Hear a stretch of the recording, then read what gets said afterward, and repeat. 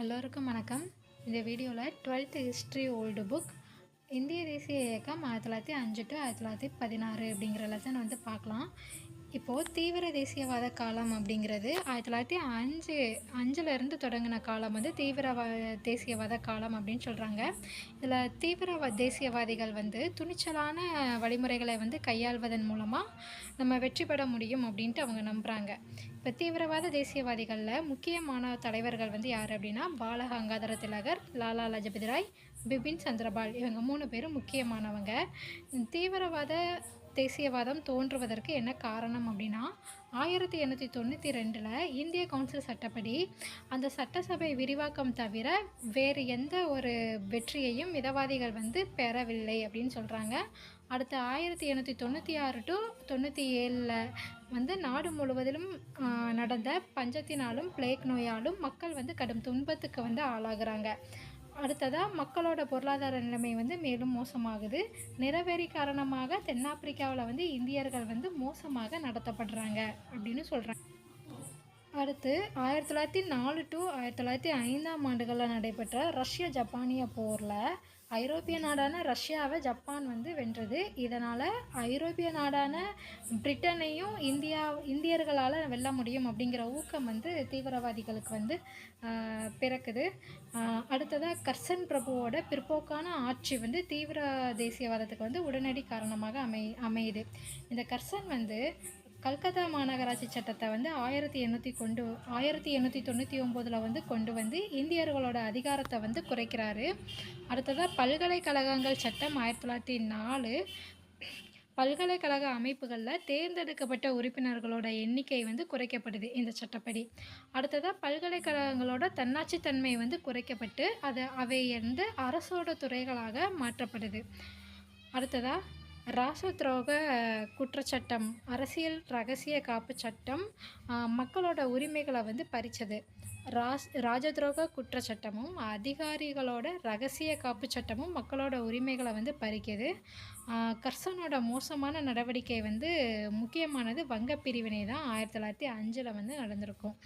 இப்போ இந்த தீவிரவாதிகளோட முதன்மையான குறிக்கோள் என்ன அப்படின்னா சுயராஜ்யம் அல்லது முழு விடுதலையை தவிர வெறும் தன்னாட்சி கிடையாது.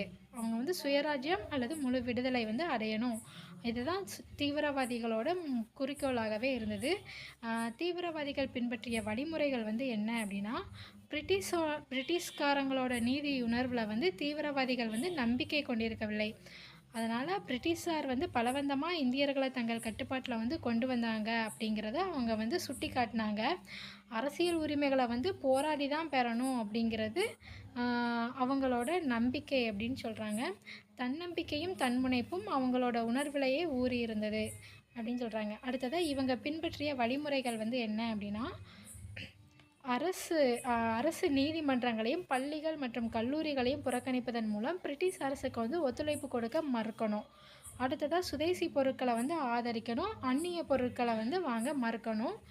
அடுத்ததாக தேசிய கல்வியை அறிமுகப்படுத்தி வளர்க்கணும். இந்த 3 வழிமுறைகளை அவங்க ஃபாலோ பண்ணாங்க.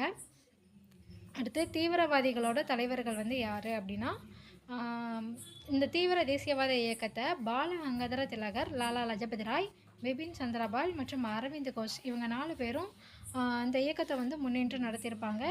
இந்தியாவில் பிரிட்டிஷாருக்கு எதிரான ஒரு முழுமையான இயக்கத்தை தோற்றுவித்தவர் யாருன்னா பால கங்காதர திலகர். இவரை லோக்மானிய திலகர் அப்படின்ட்டு சொல்கிறாங்க. இவரோட மராட்டா மற்றும் கேசரி அந்த வார இதழ்களின் வாயிலாக பிரிட்டிஷாரோட கொள்கைகளை இவர் சாடியிருப்பார். தேசிய இயக்கத்தில் பங்கு கொண்டதற்காக பிரிட்டிஷாரால் 2 முறை சிறையில் அடைக்கப்பட்டார் திலகர். அடுத்ததாக 1908 6 ஆண்டு கால சிறைவாசத்துக்காக மாண்ட்லேக்கு கொண்டு செல்லப்படுறாரு திலகர். அடுத்ததாக 1916 பூனாவில் தன்னாட்சி கழகத்தை அமைக்கிறாரு. மேலும் இவரோட ஒரு புகழ்பெற்ற வாசகம் என்ன அப்படின்னா சுயராஜ்யம் எனது பிறப்புரிமை, அதை நான் அடைந்தே தீருவேன் அப்படின்ட்டு திலகர் முழங்குறாரு. அடுத்ததாக லாலா லஜபதி ராய், பஞ்சாபின் சிங்கம் என அழைக்கப்பட்டவர் யாருன்னா லாலா லஜபதி ராய். இவருடைய பங்கு இந்திய தேசிய இயக்கத்தில் மகத்தானது. அமெரிக்காவில் வந்து 1916 தன்னாட்சி கழகத்தை வந்து லாலா லஜபதி ராய் வந்து தோற்றுவித்தார். எங்கன்னா அமெரிக்காவில் அரசுக்கு எதிராக பிரச்சாரம் பண்ணதுக்காக மாண்ட்லே சிறையில் வந்து அடைக்கப்பட்டார். சைமன் குழுவுக்கு எதிரான போராட்டத்தில் போலீஸ் தடியடியில் வந்து காயமடைந்து 1928 நவம்பர் 17 வந்து இவர் இறந்துட்டார். அடுத்ததாக பிபின் சந்திரபால் வந்து ஒரு மிதவாதியாக இருந்து தனது வாழ்க்கையை தொடங்கி தீவிரவாதியாக மாறியவர் தான் யாருன்னா அந்த பிபின் சந்திரபால். சுதேசி இயக்கத்தில் வந்து கலந்துக்கிட்டு முக்கிய பங்கு வகிச்சிருப்பார். இவரோட பேச்சாலையும் எழுத்துக்களாலையும் தேசியத்தை வந்து நாட்டோட மூலை முடுக்குகள்லாம் பரப்புனது வந்து யார் அப்படின்னா பிபின் சந்திரபால். அடுத்ததாக அரவிந்த் கோஷ் வந்து சுதேசி இயக்கத்தில் வந்து தீவிரமாக பங்கேற்றிருப்பார். அதற்காக சிறையிலேயும் அடைக்கப்பட்டிருப்பார். இவர் விடுதலையானதுக்கப்புறமா பிரெஞ்சு பகுதியான பாண்டிச்சேரியில் தங்கி ஆன்மீக நடவடிக்கைகளில் வந்து கவனம் செலுத்தியிருப்பார். அடுத்ததாக வங்க பிரிவினையும் தீவிரவாத எழுச்சியும்.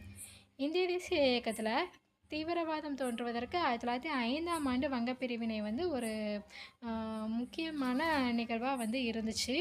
அந்த உண்மையான குறிக்கோள், கர்சனோட உண்மையான குறிக்கோள் வந்து என்ன அப்படின்னா, இந்திய தேசியத்துக்கு வந்து அடித்தளமாக விளங்குகிற அந்த வங்காளத்தில் வளர்ந்து வர்ற தேசியத்தோட வலிமையை வந்து முறியடிக்கணும்.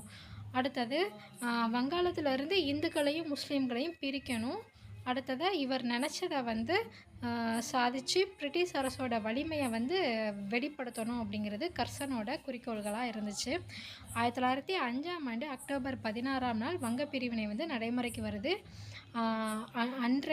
வங்க பிரிவினை நடைமுறைக்கு வந்த அன்றே மக்கள் வந்து எதிர்ப்பு கூட்டங்களெல்லாம் நடத்தி அந்த நாளை வந்து துக்க தினமாக வந்து அனுசரிக்கிறாங்க. வங்காளத்தில் வந்து வங்காள அரசியலில் பெரும் மாற்றங்கள் வந்து நிகழ தொடங்குது. இந்தியாவோட உண்மையான விழிப்புணர்வு வங்க பிரிவினைக்கு பின்பு தான் தோன்றியது அப்படின்ட்டு காந்தி வந்து சொல்கிறாரு. பிரிவினை எதிர்ப்பு போராட்டம் சுதேசி இயக்கமாக வலுப்பெற்று இந்தியாவோட பிற பகுதிகளுக்கும் பரவியது அப்படின்னு சொல்கிறாங்க. அடுத்ததாக இந்த தீவிர தேசியவாதிகளோட செயல்பாடுகள் வந்து மிதவாதியான தாதாபாய் நௌரோஜியை 1906 கல்கத்தா காங்கிரஸ் மாநாட்டில் சுயராஜ்யம் குறித்து பேச வைக்கிது. அந்த மாநாட்டில் அந்நிய பொருட்களுக்கான தடை குறித்த தீர்மானங்கள் வந்து நிறைவேற்றப்படுது. மிதவாதிகள் வந்து இதனால் கடிப்படையவில்லை. மாறாக அரசியலமைப்பு ரீதியாக தான் சுயராஜ்யம் வந்து வெல்லப்பட வேண்டும் அப்படிங்கிற முடிவுக்கு வந்து அவங்க வராங்க. இத்தகைய அந்த கருத்து மோதல்களால் 1907 சூரத் காங்கிரஸ் மாநாட்டில் காங்கிரஸ் கட்சி வந்து 2ஆக பிளவுபடுது. இதுதான் சூரத் பிளவு அப்படின்னு சொல்கிறாங்க. திலகர் தலைமையில் தீவிரவாதிகள் வந்து மாநாட்டை விட்டு வெளியேறுறாங்க. அடுத்ததாக சுதேசி இயக்கம். இந்த சுதேசி இயக்கம் வந்து பல்வேறு திட்டங்களை வந்து கொண்டது.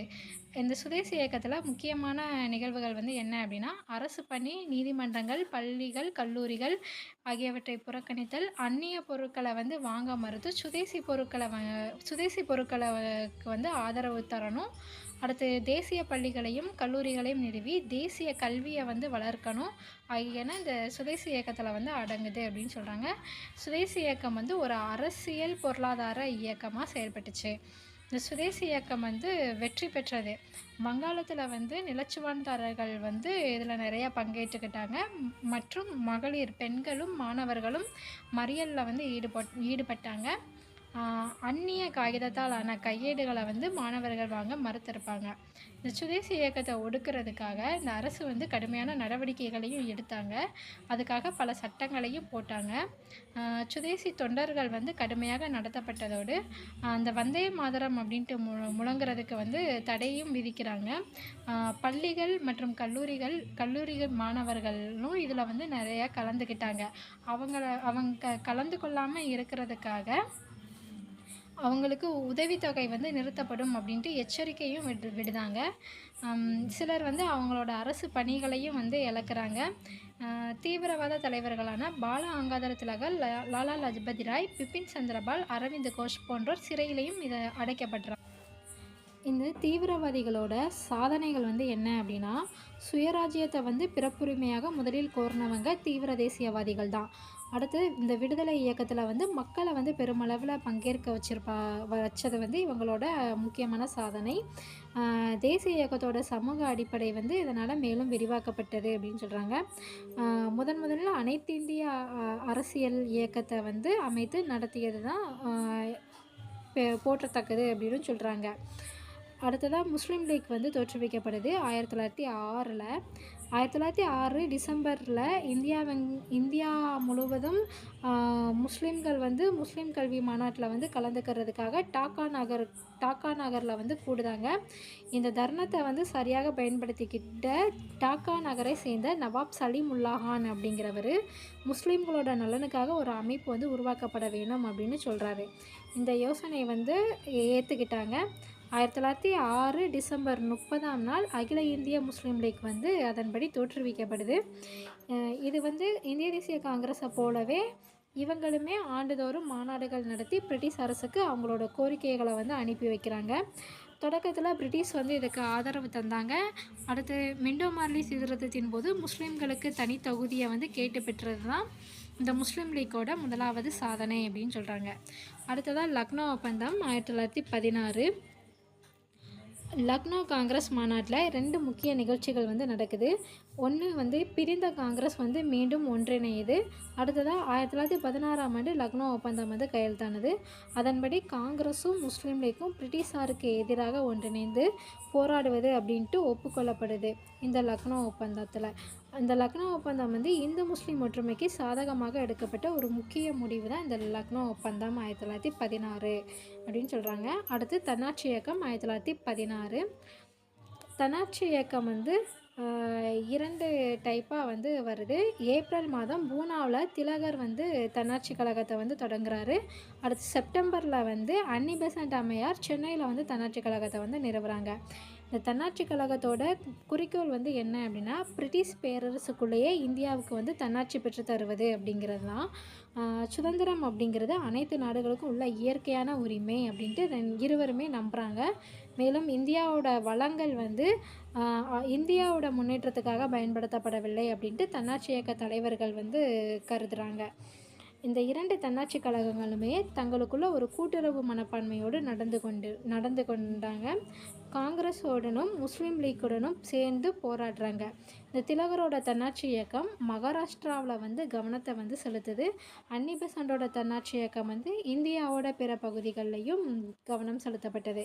இந்த தன்னாட்சி இயக்கத்தில் இந்திய தேசிய இயக்கத்துக்கு மீண்டும் தன்னாட்சி இயக்கம் தான் இந்திய தேசிய இயக்கத்துக்கு மீண்டும் புத்துயிர் கொடுத்தது அப்படின்னு சொல்கிறாங்க. அடுத்ததாக 1917 ஆகஸ்ட் 20 இங்கிலாந்து அயலுறவு அமைச்சர் மாண்டேகு இங்கிலாந்து நாடாளுமன்றத்தில் வந்து ஒரு அறிக்கை வந்து வெளியிடுதார்.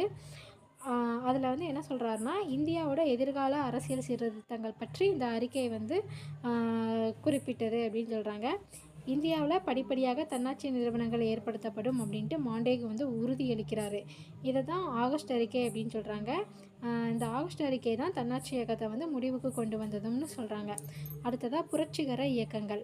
19ஆம் நூற்றாண்டோட முற்பகுதியில் வங்காளம், மகாராஷ்டிரா மற்றும் சென்னை, பஞ்சாப் இந்த பகுதிகளில் தான் புரட்சிகர குழுக்கள் வந்து தோன்றியது.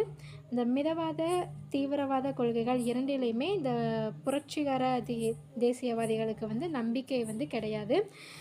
பல ரகசிய புரட்சி அமைப்புகள்லாம் அவங்க வந்து தோற்றுவிக்காங்க. வங்காளத்தில் வந்து அனுசீலன் சமிதியும் ஜிகந்தர் ஆகிய ரகசிய இயக்கங்கள் வந்து நிறுவப்படுது. அதே மாதிரி மகாராஷ்டிராவில் வந்து சவார்கர் சகோதரர்களால் அபினவ பாரத் சங்கம் வந்து தோற்றுவிக்கப்படுது. எங்கன்னா மகாராஷ்டிராவில். மேலும் சென்னை மாகாணத்தில் நீலகண்ட பிரம்மச்சாரி அவர்களால் பாரத மாதா சங்கம் வந்து தோற்றுவிக்கப்படுது. பஞ்சாபில் வந்து இளைஞர்களிடையே புரட்சிகர கருத்துக்களை பரப்புவதற்கு அஜித் சிங் வந்து ஒரு ரகசிய அமைப்பை வந்து ஏற்படுத்துகிறாரு பஞ்சாபில்.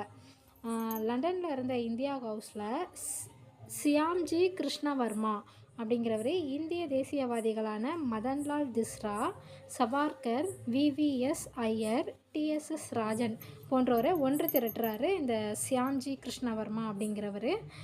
அமெரிக்காவில் லாலா ஹர்தயால் அப்படிங்கிறவர் காதர் கட்சியை தோற்றுவித்து இந்தியாவுக்கு வெளியேயும் புரட்சியாளர்களோட செயல்பாடுகளை வந்து ஊக்குவிக்கிறாரு. யாருன்னா லாலா ஹர்தயால் அமெரிக்காவில் காதர் கட்சியை வந்து தோற்றுவித்து ஊக்குவிக்கிறாரு. நன்றி.